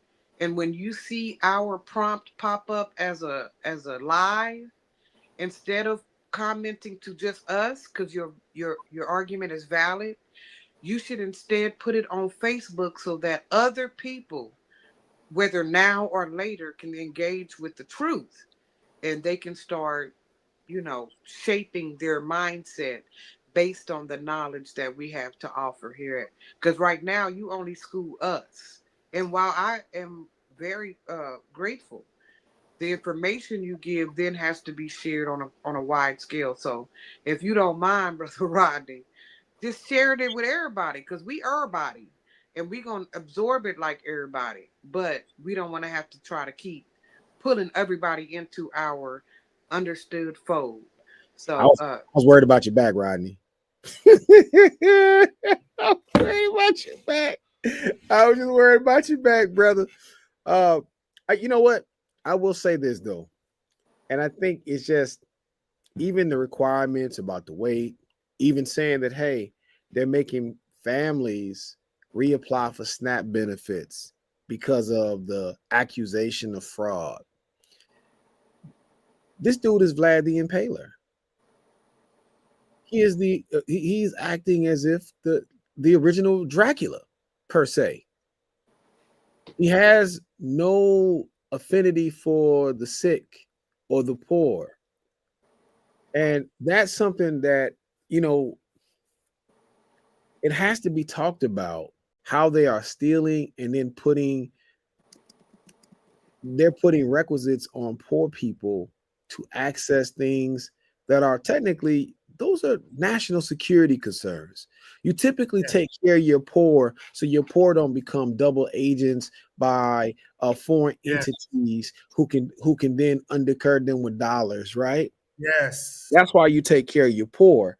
And so, but I guess after, because we only got a few minutes left, but after reading those Epstein files and some of the ones that people dropped, I would just say that if you read between the lines, he's bought and paid for by the Russians. And when you understand that, then you understand that they're not worried about those people becoming double agents because he is the ipso facto double agent. So there was over 20,000 pages of emails released this week on Wednesday of Epstein. I'm sorry, emails, Epstein emails. Some of the highlights, lowlights, whatever the hell you want to call it. Treasury Secretary, no, we can't see you. Treasury Secretary Larry Summers was included in that. Former Treasury Secretary, I'm sorry. He served in the Clinton and Obama administrations. Arthur Michael Wolff was included amongst others. We see that Donald Trump was mentioned several times. We see that it was said from Epstein that Trump knew about the girls, was very well informed about the girls, but he just never said anything about it. I don't know how big of a weight this is going to put around his neck, but I do know there was a dog whistle call because shortly thereafter, Operation, what the hell is it called in the Caribbean? Was called for. God dang it! I'll look it up. I thought I remembered it and I forgot it. But Hegseth launched a military operation in the Caribbean right after this information came out. So he's obviously worried about it, and he should be. It shouldn't be a case where we are discussing the potential raping, sexual misconduct, use, abuse, whatever, of young women in the same time that we're mentioning the President of the United States of America. That ain't cool at all.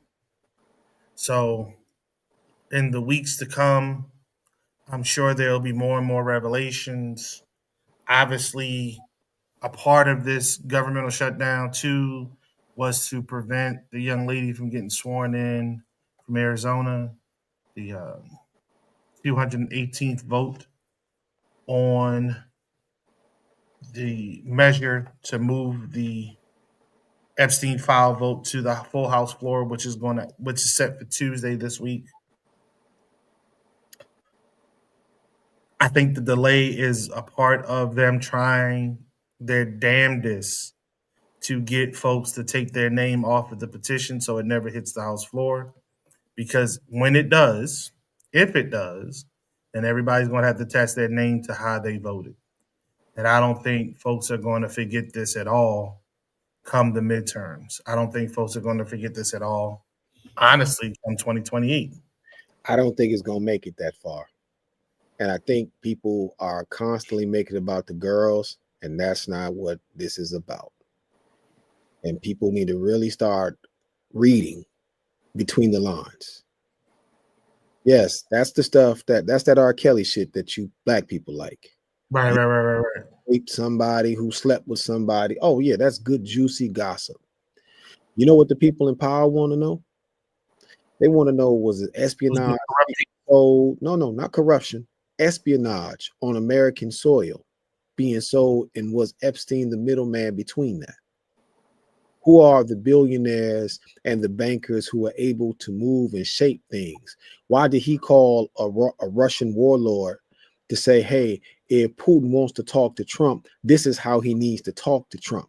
How did he have the mental understanding of who Trump was? And keep in mind, Epstein did not go to college.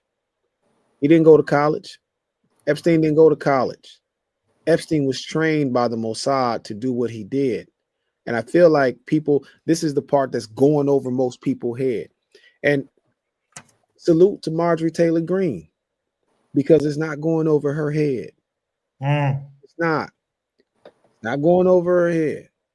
She gets it. And I think other people get it. I mean, Did you think you would ever say that? Marjorie, No. salute. I'm gonna get that. Look, I had ran to the comments. I had to run to the phone because I had it in my pocket. I damn near couldn't look. You say salute. Yeah, because to Marjorie, because bad butch body. Yeah. Wait a minute. Wait, what the fuck? I didn't get it right. You know what I'm talking about. Blonde bleach, bad Blonde butch. bleach. Yeah. But you know what, Marjorie Taylor Greene, for whatever her reasoning, you know, the enemy of my enemy is a friend. And she is the second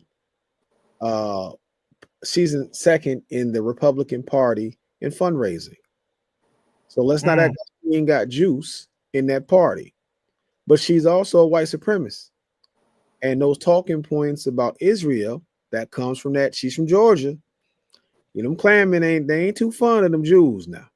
Be careful, be careful. They calling it now. The new word we saying in order not to get flagged is it's not real. Okay. Well, I would just tell you part of where she's getting her information from in the community that she serves. And so I think that she is looking at it from the aspect that Epstein was an Israeli agent too, that was able to do this and do Israel bidding and manipulation on American soil. And who are the bankers? See, when Trump is talking about Clinton, and he's talking about the brother, not the brother, but the guy from LinkedIn, the owner of LinkedIn, you know, that's just a distraction. The threat to Trump is the bankers. When those bankers' names start getting dropped, that's when you're going to start seeing furniture moved around the United States. That's when those attempts are going to get a little bit more realer. It won't be no weird ass white boy with a wig on, with a bow, with a slingshot trying to get at his ass. That's when it's going to get real. And I think that's where the American people have to start looking at and say, hey, what is he really tied into? Because if Epstein is saying that he can get the Russian to go holler at him, how can a Russian warlord go talk to an American president? Ask yourself, this is why he was president. He's an oligarch. What's the money? Well, no, it's the money. The warlord got the dough. Trump has shown that he will open the door for anybody with the dough. No, it's because those are his bosses. It's not about the money. He's never had the money. That's why the whole thing about the mansion in Florida, what Epstein got pissed off about, because it was the warlord who got it for the $65 million, gave Trump the $65 million when Epstein knew Trump didn't have the money. And then Trump turned around and sold it to the warlord for $95 million, a way of washing cash. Okay. So that's what this is about. And that's why this makes this such a sticky situation. Is it bad what happened to the girls? Yes, it is. So I don't want to make sure, like, I don't want to sweep that under the rug, but it's more legs to this story. And that's why the slow dripping is taking place. Mike Johnson just overplayed his hand. He did. And I will tell you all the time that it has taken for them to get, because they got the emails from the estate. And I think that's something that people need to, the difference is the Department of Justice and the FBI have a set of files that I believe that those files have been tampered. I believe that not only have they redacted, but I also believe that they switched files up. Right. And then it's also what Epstein with his estate has. Now, one last point on this, y'all, because I found this interesting last night. I'm watching Don Lemon and Michael Wolff on there. Now, up until this point, you say Michael Wolff was on there? Michael Wolff was on there. Oh, okay. This is getting juicy. No, it's not. Because this kind of shows you how Go down in this country, how white folks, how they think. Don Lemon was talking about Michael Wolff and asked him and said, hey, if the Congress subpoena you, will you go testify? Do you know that Michael Wolff took an offensive tone towards Don Lemon and got to chastising him for asking him this question? Now, before we got to this point, who was on the internet telling us everything about the Epstein files? Michael Wolff, singing like a canary. Singing like a canary. That was not his tone last night, y'all. That was not his tone. And I think people have to really understand how dirty some of this stuff can be in American politics. Because a lot of these people who have information that could save this country is just compromised. And I believe Michael Wolff is compromised. When I got to thinking about him, he's on the list. He's in the email. He got the picture with Trump, or he's seen the picture with Trump and the young girls with, it looks like, semen stains on Trump's pants. Where's the photo, Mike? And it's showtime. This show and tell now, brother. If you, as a journalist, imagine if Michael Wolff went out there and told, hey, this is what it is. This is what it's been. I got a book coming out, whatever. He would be the next deep throat. If he got all the information, how come he ain't published it? Because he's implicated. He in them files. That's why he took offense. Because he don't want to die. He don't want to die in he don't want to die like so many of our people died. Like Jeffrey Epstein. What he said? While he was in prison. Look, he don't want to do the Freddie Gray to be dead with no murderer. Well, Rashi, if that was the case, he never should have went on the tour telling people what he knew. So Steve Bannon is mentioned as well in the emails. Pedo City. So is Woody Allen. Oh, we know about Woody. Come on now. He married his adopted daughter. Like, come on man. Peter Thiel, the co-founder of PayPal. Former White House. Can I ask y'all a question? Y'all knew these parties.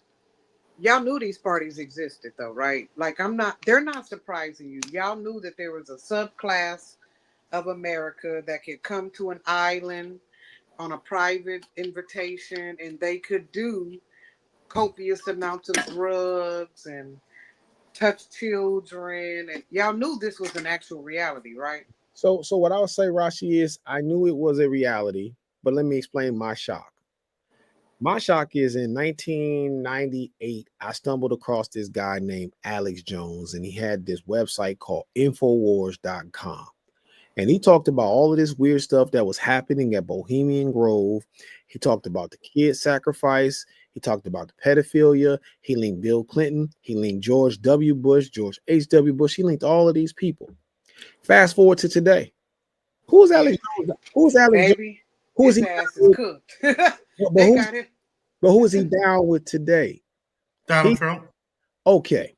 And what is Do Donald? he even have a partner in Donald Trump? Like I'm pretty sure when they came when he allowed the people to come after him, ain't that like saying that you don't have No, Donald Trump's backing? Because if Donald Trump is with you, he put his lawyers with your lawyers, and they make sure that you don't tell information that'll get him on, in trouble. no, that was a state. Those are state lawsuits from those families from that school shooting that broke him. Mm-hmm. I That's right, Sandy Hook. for Sandy Hook. So Trump couldn't help him with that. But my shock is those people, even going back to Cash Patel, going back to what's the other guy? Is it what's the other guy? It looks Italian. Um, he's Um, um, Scaramucci or he was the guy was in the first administration. no, he just got to this. He's another one of those podcaster slash ain't got no business in government. When I'm watching all the videos with these people saying that they wanted this to come out, even JD Vance. Okay, we're here now. We're here now. Oh, you don't like pedophiles until you down with the pedophiles. That's why I'm mad at the Democrats, because if my man Howard Dean was running the DNC, he got on George Bush's ass and he said it's just a culture of corruption. And he made sure every talking point for the Democrats was that. I would say right now we should refer to the Republicans as PPP. And that is the Pedophile Protection Party. That's what they Oh should. my God! Did you see the video with Ted Cruz from last month? What did he do? He asked us to. He literally no. You have to type it up. Say Ted Cruz. He said in these words, and I do quote: "We must stop going after pedophiles. We have to stop attacking pedophiles." Please type in the Oh words wow! Ted Cruz and stop attacking pedophiles. And his whatever that Is Senate, Pitchy gonna show up? baby, when I tell you it's no, I'm not fucking around. I'm telling you actual fact. I already did the deep dive. Type in Ted Cruz, stop attacking pedophiles. He says it. He does not back over it and say, "Oh, I'm sorry." He makes it clear we must in this country stop attacking pedophiles. Please, if you're listening, go type in Ted Cruz and the word "stop attacking pedophiles." Hmm. I would love to say I'm shocked, but I'm not shocked by anything that these folks do, because Right. the reality of it is that's the type of time they're on. That's the type of time they've been on. And the ugly truth is, consistently, they have sided with these type of people.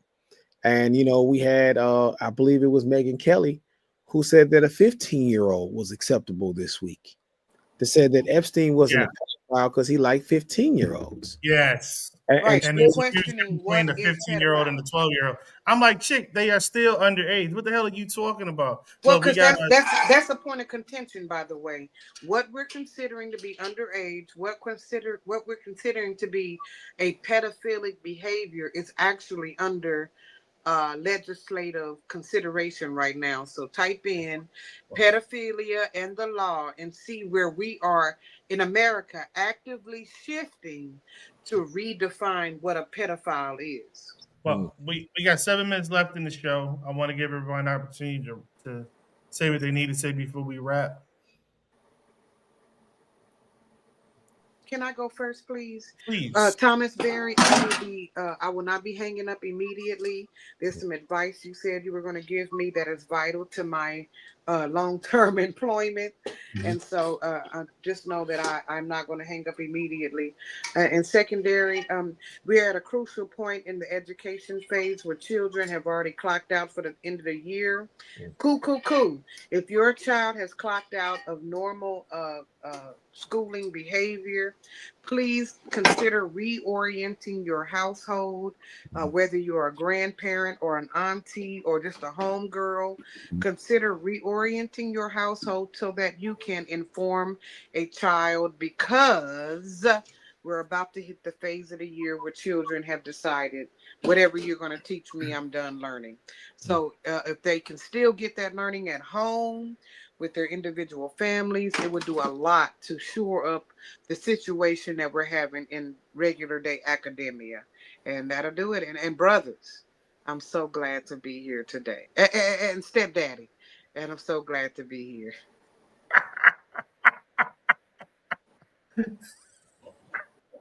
Well, stepdaddy, the floor is yours. Hey, everybody. Whether you have children in school or not, That sounds like a please, stepdaddy intro. please pay attention to what's going on with your local school board.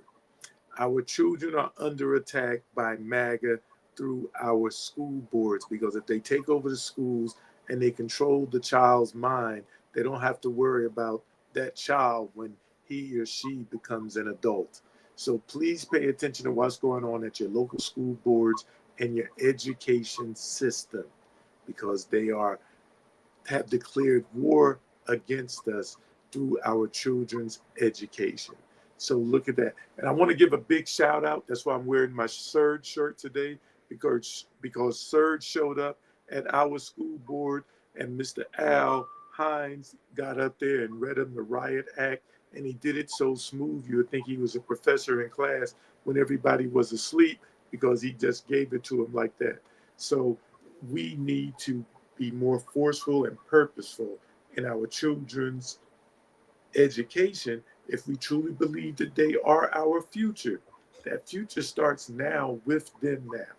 Children are future. Teach them well and Let let them them, come be on, the way. show them all. Thomas Berry, what you got, bro? No stepchildren. No, Hey, you at least got a stepsister, so come on. Oh man, no, I'm just joking, man. Hey, listen, to the people out there, I look tired because I am tired. Man, get some sleep. That's my thing for sleep. What you gotta do. Oh, and watch it live. That's all I got to say. I'll be Thank you. I was hoping you led with that. Yeah, the watch is live, and I'm looking forward to it. To the people that pay for early subscriptions, we do have things set up that I'll be emailing you, so you can go ahead and get in. It's very affordable. We made it affordable off the bat. You can go ahead and with $5.99 a month today. We even have you could sign up for free and look around and see what it can do. And the only thing is that it's limited to what you can do. You can only use the panic button twice a month, and you cannot comment on posts or share posts like everyone else. And you have to share anytime you go live. When you have a free account, you don't get to set those parameters of who can see it. We all get to see it across the country. With that being said, I'm proud of this, and the reason why I launched it today. Rest in peace to my cousin James Irvin Berry, because I woke up to his death yesterday. My cousin was a comedian, and I was hoping in February to have him come and be a part of my rollout, because that dude is extremely funny. And so to lose him yesterday, I woke up this morning and I just said, F it. I'm going to launch this thing. We're not going to die in the pursuit of perfection. This is already a monster. And so by the time you get it in February, with the full rollout in February, you'll get the attorney access, you'll get the therapist access, and those things will be a part of it at that time. But for now, oh yeah, and then the police information will be fully in there too by February. But for now, you can use it from start to finish. And yeah, definitely check me out, and I'll be posting more about it, and let's get some folks. Let's get some people protected this week. If folks are going through it, if you know that you're having a domestic violence situation, if you're a college student on campus and you're thinking about going out for a date, man, spend that $10, because you never know, that might be the difference between you being sexually assaulted and you actually getting protected by your loved ones. Mm-hmm. And for me, I was worried beginning of the game. We looked sucky, but now it's 14-3 Notre Dame over Pitt. So I'm a little bit more settled and happy. Thank you all for coming on live. Thank you all for whoever checks us out later as we come to another end of another Saturday. Hopefully, everyone be safe. Take care of yourselves, your family, and your folks. If no one's told you they love you, we do. It ain't a damn thing you can do about it, family. Until next week, as we do about this time.